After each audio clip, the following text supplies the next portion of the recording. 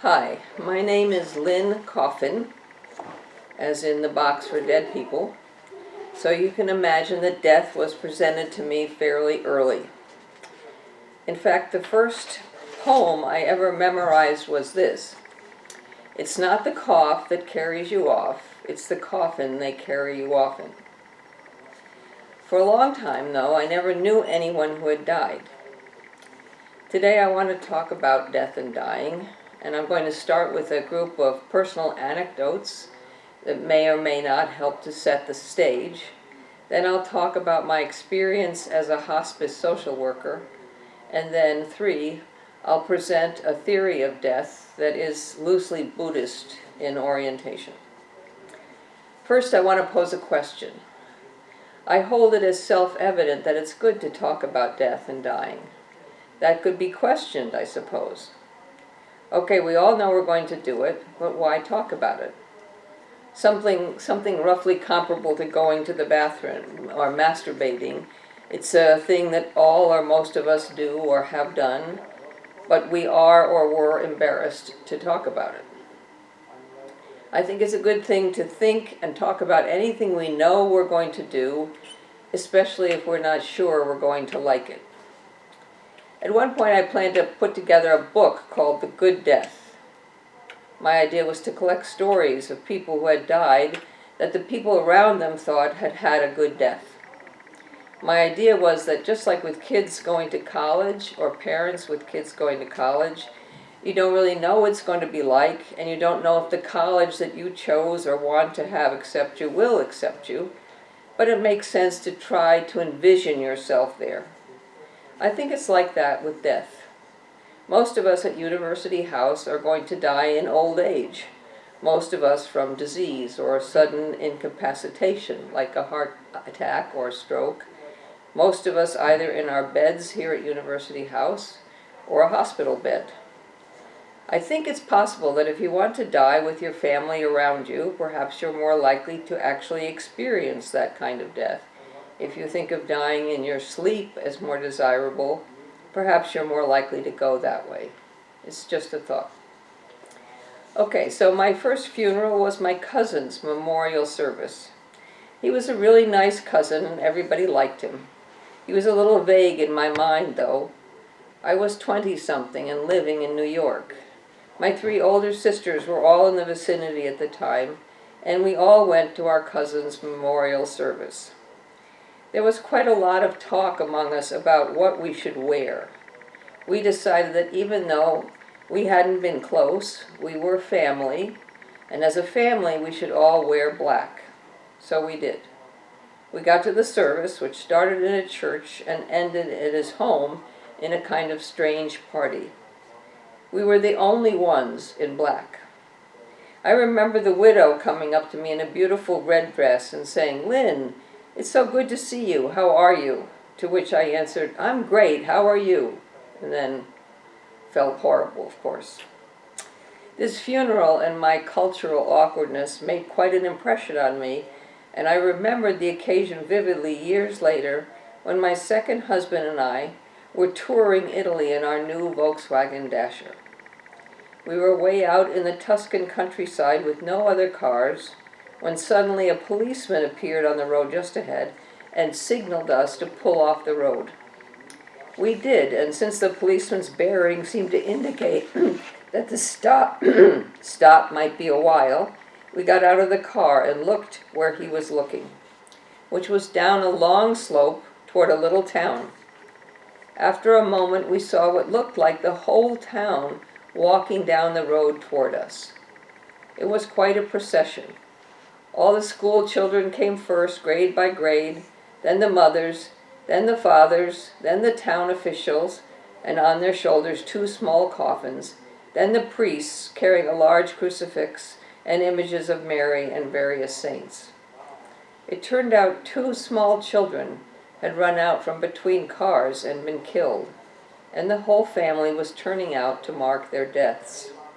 They came toward us singing funeral hymns and turned off just below the crest of the hill on which we stood.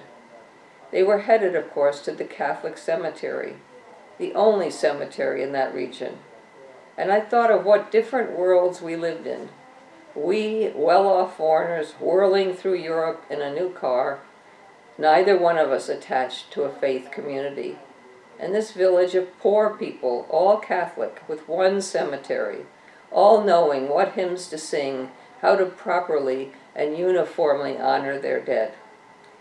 There are pluses and minuses to both ways of life, but I think the Tuscan countryside village way of life is probably a lot better suited to talk about death and dying. Fast forward a decade or so, I went to graduate school and got a master's of social work. I was looking for a job. There was a hospice that was looking for a social worker, so I applied. I had a brief interview at a cafe with the head of the agency, and it seemed to go well, so she asked if I'd like to go with her on a visit to a family where someone had just died. I said, sure, when exactly? And she said, how about now? So off we went to this family where the grandmother had just died. The family was quite upset, everybody crying, and everybody seemingly at odds with each other. My future boss suggested I take care of the grandmother and she would deal with the family. I agreed, though I wasn't sure exactly what I was supposed to do with the grandmother. My future boss murmured something about making grandmother more presentable. So I went to the room where the body was being kept. It wasn't the garage, but it was cold. It turned out grandmother was wearing a soiled diaper. So my first duty as a social worker was changing the diaper on a dead woman. The hospice hired me later that day. 5, just to keep track of our numbers here. I found myself really liking hospice work for 2 reasons, which are perhaps both part of one. A, I had just learned through living and then through the course of social work about all the disguises and pretenses and stories people tend to make up and present to a psychologist or a social worker. They are afraid or unwilling to let you, a stranger, know who they really are, so they present themselves with who they wish they were or wish they could be. Or they make sure to keep the conversation on a superficial level so nobody gets to know anything very important about anybody. In other words, in my experience, people tend to be rather disingenuous or superficial when you first meet them. I am a storyteller and a prober. In one of my lifetimes, I was a reporter, and I tend to get impatient with either disingenuousness or superficiality. But when a family member is dying or has just died, suddenly the families are more forthcoming, more open, more willing to say what is. Perhaps because they regret they weren't open and honest when the person was alive. I found that very endearing and congenial, that openness. 2, I tend to be a very intense person. This becomes very evident at a normal dinner, for example, when I push for or am interested in what is hidden, what is buried. And people experience my intensity sometimes as unwelcome, unusual, uncalled for, perhaps. But as a hospice social worker, I fit right in with most grieving families who are unusually intense, and I felt that I met them on their wavelength. It was one of the few times in my life that I fit right in, and I liked fitting right in. I also liked the challenge of hospice social work.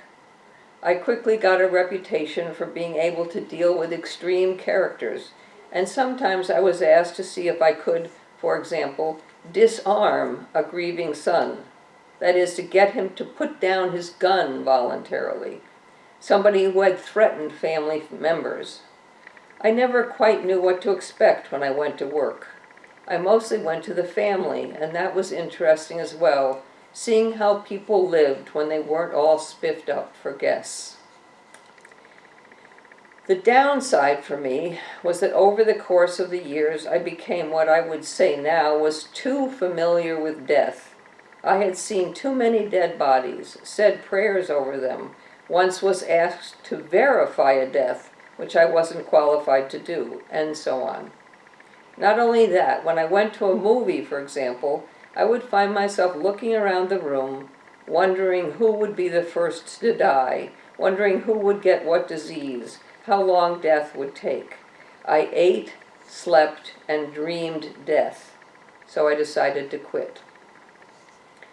Another facet of my acquaintanceship with death came when I became a Buddhist. Buddhists do not shy away from death. Once I attended a death retreat when everyone at one point lay on the floor and imagined they were actively dying, that they would be dead within the hour. It was quite an intense practice. Also, during the course of this retreat, we were to give up something that mattered to us. Some people gave up $50 or $100. I gave up a small stuffed animal that I had in my car. It was precious to me for some reason.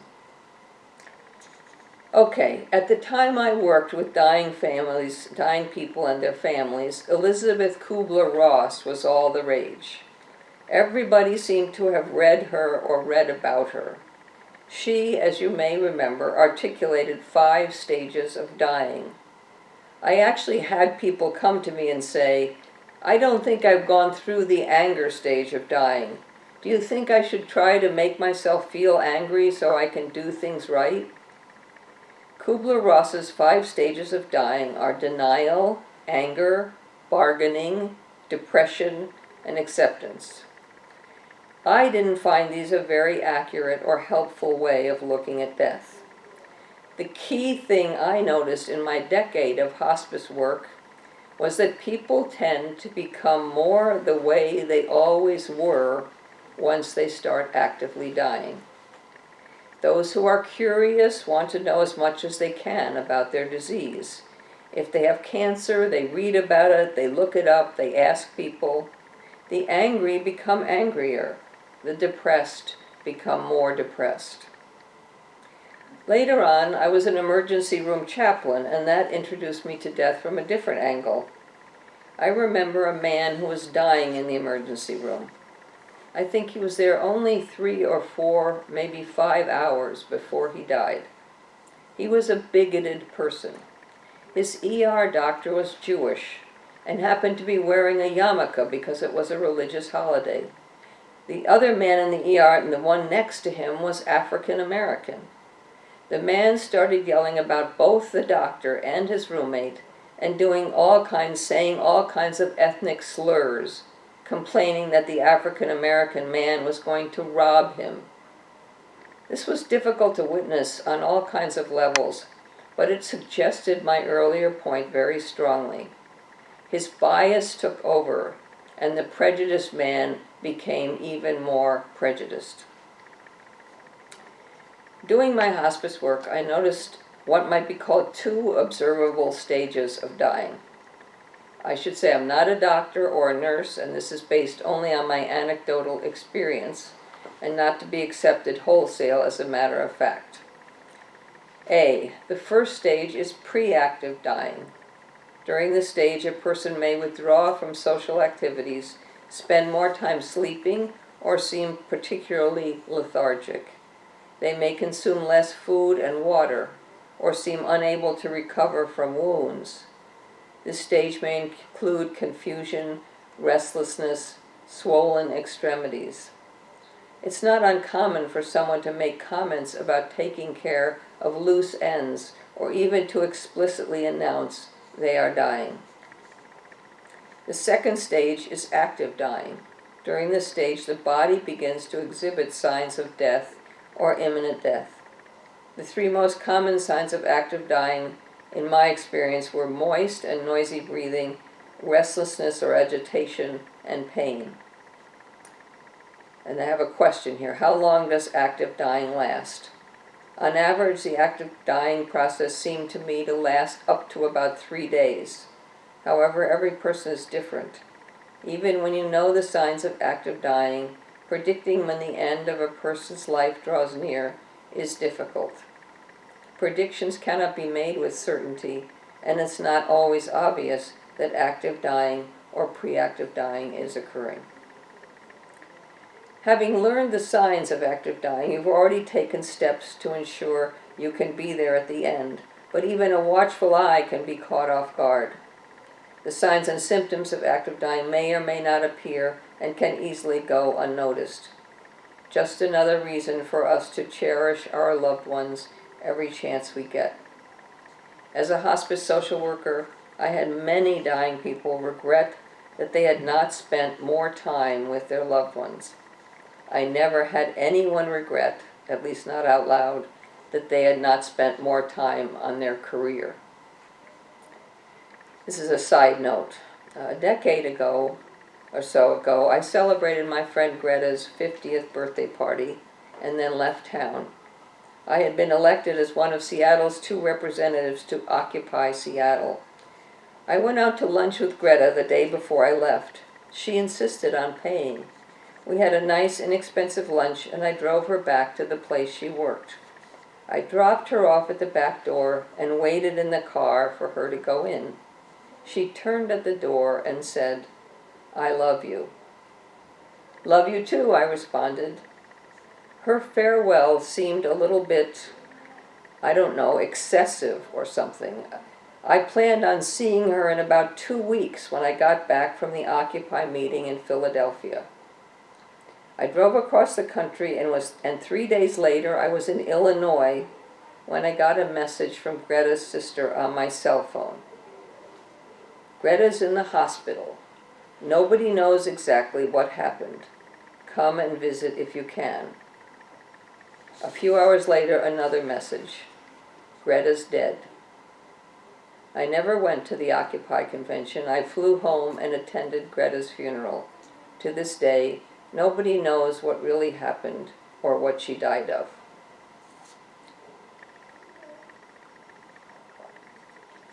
It was as a Buddhist that I first learned about the bardos. Let me sketch it for you. The Tibetan word bardo is translated as gap or interval and refers to the gap between lives. Traditional teachings say there are 3 death bardos. 1, the commonly painful bardo of physical dying. You should think the body. 2, the luminous bardo of things as they are, and you should think the mind. And 3, the karmic bardo of becoming, and you could think the soul. Perhaps a word about karma here. This famous word refers to the principle in spiritual terms of cause and effect. The actions of a person, cause, influence the future, effect. I heard a football coach explain karma in very simple terms. If you stay up late drinking before a game, you probably aren't going to play very well. A few notes. The Buddhist theory allows that a Christian or Muslim will experience death differently than a Buddhist because the imagery of the afterlife is projected by the perceiver, and the perceiver has been conditioned by his or her culture and perhaps genetics. Everything we experience in the bardo is a reflection of our mind. In the Buddhist view, the essence of mind is the same for all sentient beings. But the surface structures that cover that essence are different. The journey out of the body into the essence of mind and then out of the mind into the soul is not the same, but the general pattern of this three-stage process is universal. That's a quote. Meditation, which allows you to become familiar with your mind, will prepare you for death. In the bardos, we're forced to relate to our mind simply because there's nothing else. The outer world is gone. The body is gone. Mind is now reality. This is why actively dying people often hallucinate the presence of people who are dead. Through meditation, we discover that whatever arises in the bardo or in us is just the display of our mind, and that recognition sets us free. In meditation, we are preparing for death and what happens afterward. This leads us to the paradoxical or nonsense-sounding, quote, "If you die before you die, then when you die, you will not die."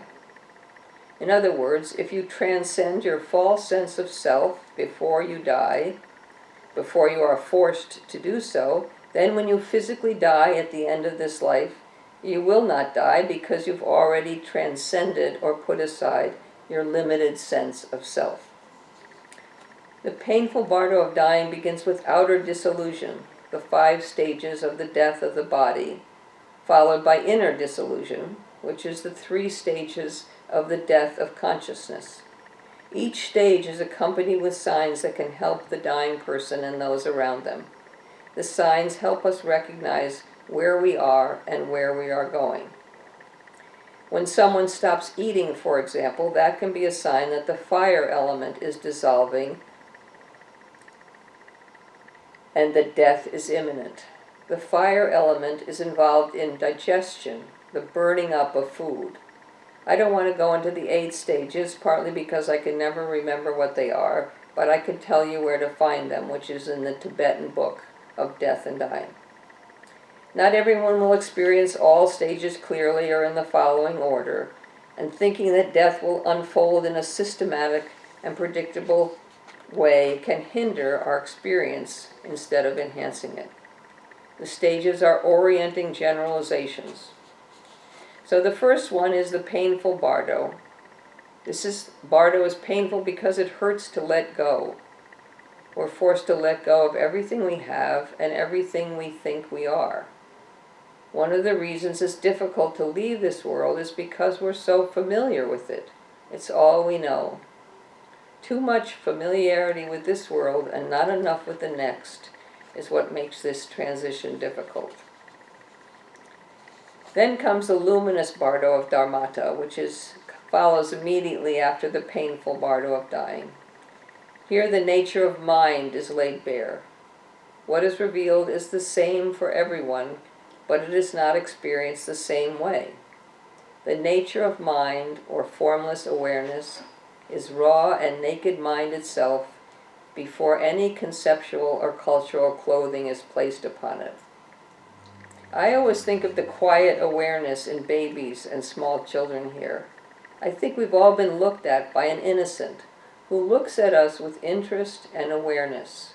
There's no judgment, no approval, no disapproval. There's just this sense of, so this is who you are. So this is it. Unless you have some familiarity with emptiness before you die, it is experienced as no experience. That is, you black out. If you're unfamiliar with the subtle states of mind revealed in this bardo, it will flash by in an instant or be completely missed. Although all of us will see this intrinsic awareness during death, the true nature of our mind, the experience of it, is so brief that most of us will not even notice it. After that bardo comes the bardo of becoming. The power of thought and habit becomes the overwhelming issue in this bardo. Thought becomes reality, just like in a dream. But unlike a dream, we can't wake up. Since this bardo is ruled by the winds of karma, the experiences are fickle. These winds are not literal winds, of course, but a metaphor for how we are blown around by the power of karma. The mind of the person in the bardo of becoming has a hard time coming to rest at all. The bardo of becoming is a cosmic Pandora's box. The urge to escape from the contents of this box, the bardo itself, is nothing more than the urge to run away from the contents of your own mind, your karma. How to prepare. After one wakes up in the bardo, one should steady one's mind. This is difficult because if we think of Paris or New York or our home, we're already there. Meditation is a powerful preparation for death. The momentum of practicing meditation will automatically kick in during the bardo and take care of us. By practicing now, we are using the power of karma or habit in a constructive way. So for a good bardo experience, we get 3 suggestions. 1, we should meditate, before, during. 2, perceive everything in the bardo as sacred and the play of your mind. Don't grasp or struggle. Open to whatever arises and become one with it. Relax into whatever you see. And the 3rd, calm and stabilize your mind. Remembering some form of spiritual support, a teacher, a divine presence, or a positive experience can help a lot with this. Rely on the confidence you have developed with your meditation. Everything is exaggerated in the bardo. This means that hesitation, the opposite of confidence, can flap you around like a flag in the wind. And the last suggestion, don't be angry or afraid. Avoid negativity. See everything as illusory, a dream. Pray to whatever divine presence you have a connection with. Ask for blessings and guidance. Keep your mind open, positive, stable, and peaceful. The bardos teach us that we really do have something to look forward to when we die. There are more opportunities for spiritual awakening after death than during life, if we know what to do and when to do it. We can transform the greatest obstacle to life, its end, into the greatest opportunity. Instead of fearing death, we can celebrate it. As a hospice social worker, I often found and find to this day that people who are close to dying tend more and more to have visual dreams, or dreams that seem like reality. They may see their beloved and deceased husband or parents or children who died. They become confused. What is real, they ask. If they mean what is our customary reality, there are some simple tests known to those who are skilled in lucid dreaming. One trick is to look at your hand. If you look at your hand during normal days and ask yourself, am I dreaming? You look at your hand and you answer, hopefully, no. You recognize your hand as it normally is. But in a dream, if you look at your hand and you ask, am I dreaming? You may realize yes, because your hand will not look as it normally, in quotes, does. Or you can flick a light switch. This is a very famous and very useful trick. In our customary or familiar reality, almost all the time when you flick a light switch, it goes on. When you flick it back, it goes off, on, off. But in dreams, you may flick a light switch and have a door open, or a bouquet of flowers appears, or anything at all might happen. So that's another way to distinguish between our customary reality and a dream or mental reality. In many ways, gradual dying is like when someone moves from one house to another. In the process of moving, it may become difficult to locate which house is home. To be more specific, people may ask, where is the toaster? Is it at the new house or the old house? What about my blue suitcase? And so on. In my mind, one of the biggest mistakes people make when they are with people who are dying is to attempt to combat the self-confessed confusion by telling the persons the things they think they are perceiving in the dream or in their waking dream are not real. They try to keep the person in this normal reality with them. But I think at this point the person is straddling two worlds. It is confusing, but the more they can feel comfortable with the new world, the more it will serve them in the process and the presence of dying. It is not so much what people see or hallucinate, if you prefer, but what the things they see tell them, what messages they bring. Ever since I can remember, I have been terrified of dying. As a child, I was taught a song. Good night, Linny, how we hate to see you go. Good night, Linny, gee, we're going to miss you so. But we'll all be waiting for you, Linny, while you roam. Good night, Linny, don't forget to come back home. Of course, the idea of forgetting to come back home terrified me. I was terrified, afraid of falling asleep. Going on retreat in Onalaska, halfway between Seattle and Portland. I went on retreat there in 2016. It was an all-expenses-paid retreat. Great vegetarian, healthy food. Your own simple room and board. You are to bring nothing but your clothes. No books, no statues, no rosaries, nothing, nothing. You get up at the crack of dawn, and all day long, with the short exceptions of meals, you meditate. There was a teacher, and they sometimes showed tapes of him and his wife. I was impressed because although I had often had teachers who would say beforehand something was going to happen, you may notice that this, and then I indeed would notice that. But I was always aware that there could be from some implicit suggestion. We tend to see what we are prepared to see. But here it was different. There would be a day of meditation and I would notice something. And that evening the teacher would say, "You may have noticed X." And he would articulate exactly what I might have noticed, exactly the way I had noticed myself noticing it. I stopped meditating. When I got out of retreat, I was meditating 3 times a day. I stopped meditating at night because I was too tired. Twice a day was enough, I thought. Then I stopped meditating in the morning because I had things to do. And then, well, I see that I need and want to begin serious meditation again. Here's a little crash course in meditation. Sit in a chair with your back preferably straight and your feet on the floor. You can keep your eyes open or closed. Open means more distractions, so I tend to keep them closed, but closed means you can fall asleep more easily. So keeping still in one position, you begin to notice your body.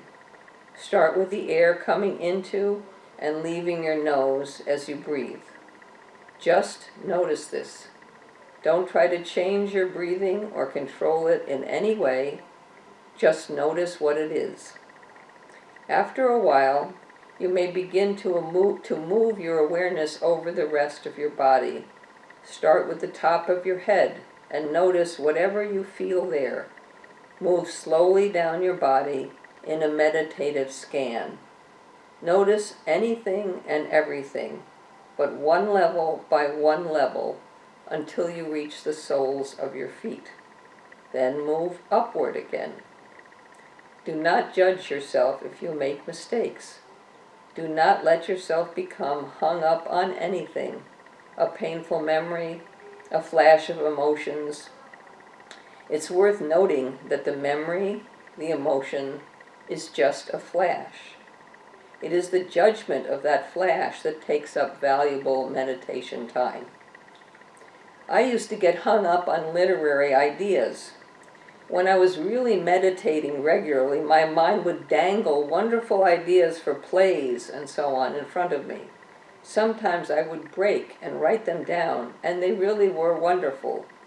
But that's fool's gold.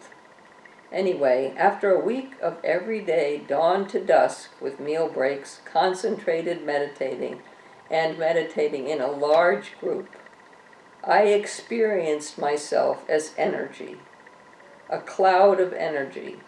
My body, my mind, all energy, all dots of energy.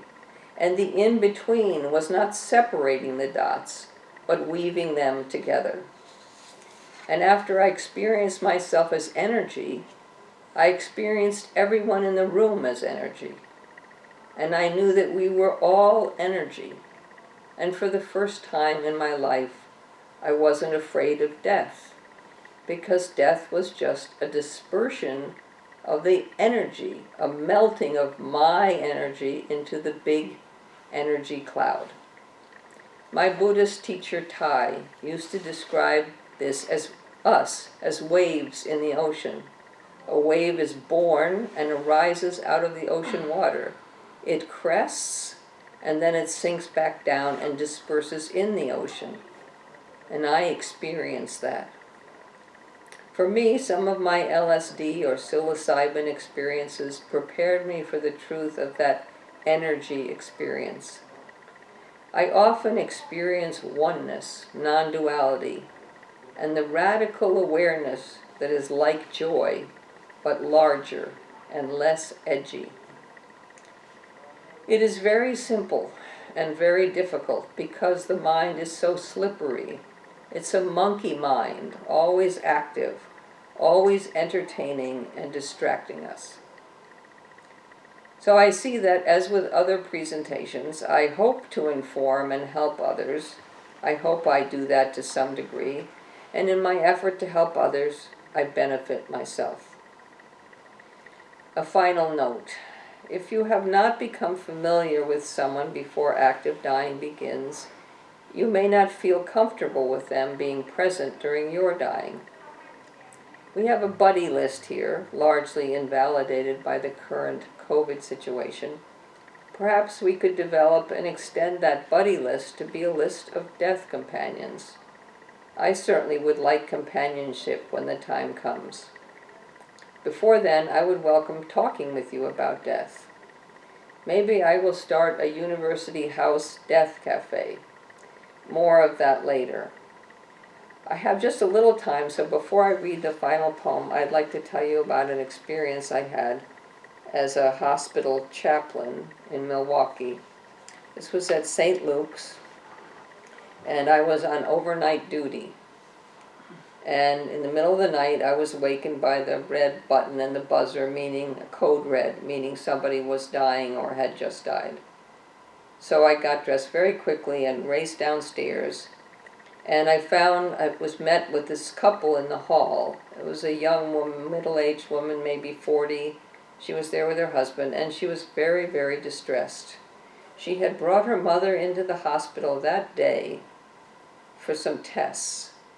And they went to the office to sign a do not resuscitate order. This is the way I think it's with nationwide in hospitals. If you do not want to be resuscitated with the paddles, then you have to sign a do not resuscitate order. Otherwise, the hospital is legally obligated to try to jolt you back to life. This woman did not want that, and she went to the office with her daughter to sign this do not resuscitate order. On that particular day, the office had closed early. They had just closed. But they said, no problem, we can sign it tomorrow morning. Then that night, the woman died. And they were going to get the paddles, and the woman's daughter knew she didn't want this and was very upset to think that the possibly last activity on earth would be this jolting. And I said I would do what I could. So I walked into the room, and the woman was there. I don't remember her name. I think it was maybe Dorothea. And she was hooked up to all the machines, to the heart machine, the brain machine, every machine that they had, and they were all flatlined. She was dead. And they had this big machine, which now I can't remember the name of, all set to go. But this was an older hospital room, and they had only a 2-pronged socket. And this big $1 million machine had only a 3-pronged plug.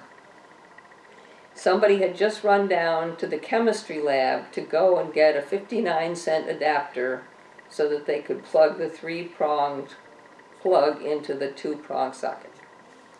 So I went up to Dorothea, to her left ear. I stood quite close to her. And I introduced myself. I said, Dorothea, I'm Lynn. I'm the hospital chaplain. And your daughter is here, and she's very upset. And I know that you wanted to sign the do not resuscitate order, and I know that you couldn't. So I'm asking you if this is in accordance with your wishes and desires. I know it's in accordance with your daughter's. If you possibly can, would you please come back to us? And in my mind's eye, I saw Dorothea in a kind of grayish-white dress at the far side of a small garden. And she had her hand on the gate. And she was just about to open the gate and go out. And when I spoke to her by name, she turned around and walked slowly toward me. And as she walked toward me, all the machines in the room began to go.